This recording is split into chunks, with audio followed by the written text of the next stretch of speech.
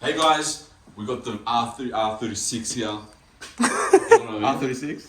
R36. The RB26 here. We're going to be taking the motor out, this entire thing. We're going to be taking this out. Need like... You know? So I'm just going to get straight into it. I'm going to be dropping all the oils and fluids out of the engine and removing all the miscellaneous stuff around the motor to get to the engine mounts and just to make everything easier for the motor to come out.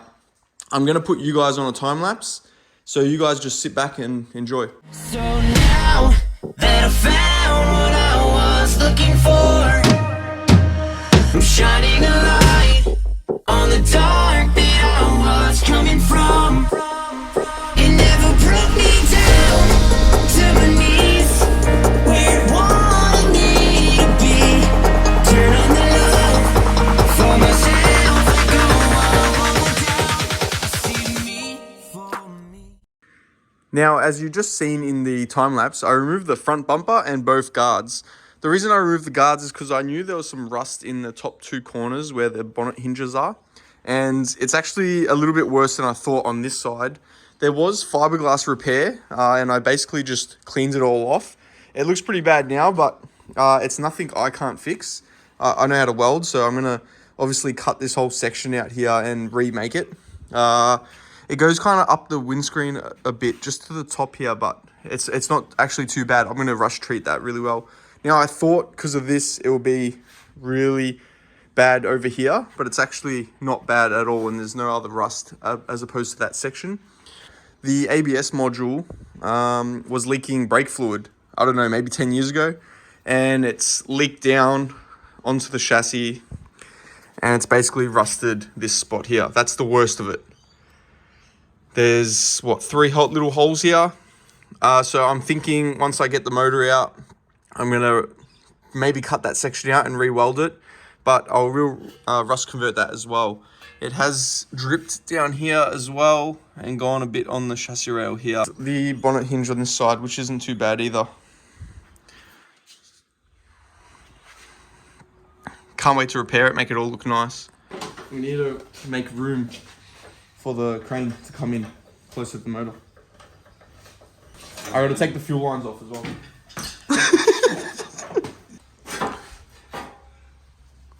So I need 12mm, 8mm. 12mm, 8mm. 12mm, 8mm, folks. I need a 12mm and an 8mm. You heard it here first at Ross's Garage. 12mm, 8mm. We want more room to get the engine crane in, and because we left the gearbox in, we want to like wiggle it a bit. So we want that extra room for the crane not to smash into the intercooler. You hear that, folks? You do not want to damage your intercooler. He's right. You come over.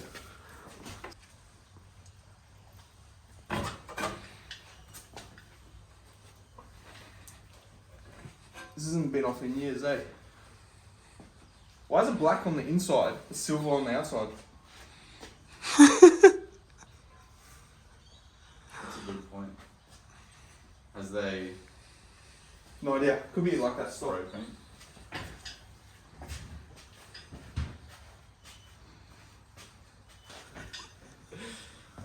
Oh,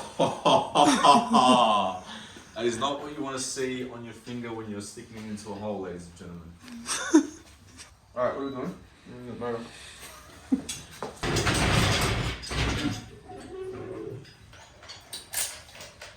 Just bend. No way. What happened? Bend. Okay, so we had a bit of a fail. We were trying to take the engine out, but the gearbox is still connected. I usually, with my old car, the S15, the SR20, I used to remove the engine with the gearbox still in, and we used to just wiggle it. But as we're lifting the engine, it's putting a lot of strain on this here. So it looks like it's just bending too much, and I'm not too happy with that. So what we're gonna do is, we're gonna get rid of the crane out of here. I'm gonna go under the car, and I'm basically just we're gonna remove the gearbox now. So we're adding this to the video. Let's do that.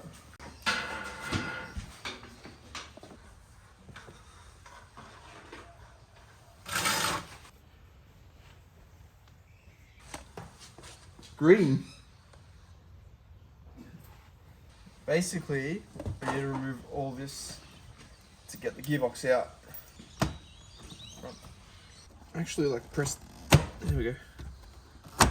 Yokohama. So what are you doing right now, Oscar? What are you doing right now? We're removing the. Oh wow, that's weird. I wonder what brand it is. Anyway, Zarko, we're removing that. So when we drop the gearbox, this won't interfere with anything, like the surrounding here. Yeah, so then we can lower it. Does that make sense? Yeah. Don't want the gearbox, the whole interior. Oh, that sounds like a screw that fell, folks, into the abyss, the dark black abyss. You don't want that to happen. Do you want to take that? I do want to take this. Just put it somewhere where it can chill out. Show the camera, folks. Well, the folks at home, what was Sure. taken out. It's Now, if you can get correct or guess the brand of this gear stick, you got a prize coming at you. All right, you heard it here first. But I'll fund it. All right, Zarko said you'll fund it. Heard it here, folks. I'll fund it. Guess the brand, get a prize. Prop shaft out. I've already drained the fluid. Yeah, look at the little prop shaft. Really? So tight. Oh, here's the paint. Woo. That's it. Yeah, That's it. That's it. That's it. Yeah, That's yeah. it. That's it. I'm going with him. Sorry. That's it. Nice work. That's And that, scary. ladies and gentlemen, is how you get to remove a gearbox. Alright, gearbox out over there. It was a bit of a mission. But we got it out. So now we can take the motor out.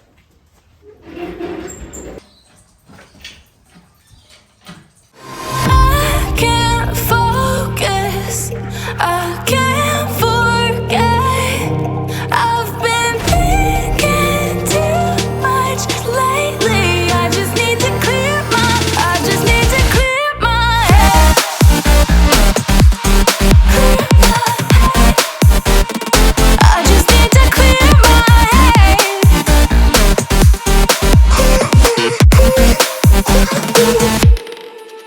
I've been stuck on your memory, but it's not like I need it.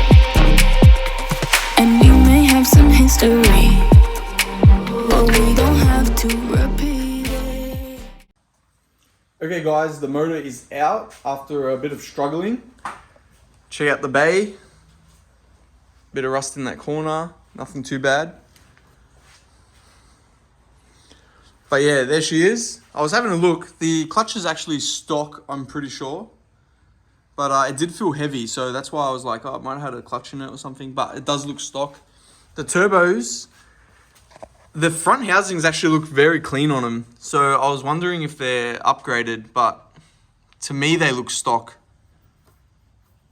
Can't really see it. I'll get a light actually.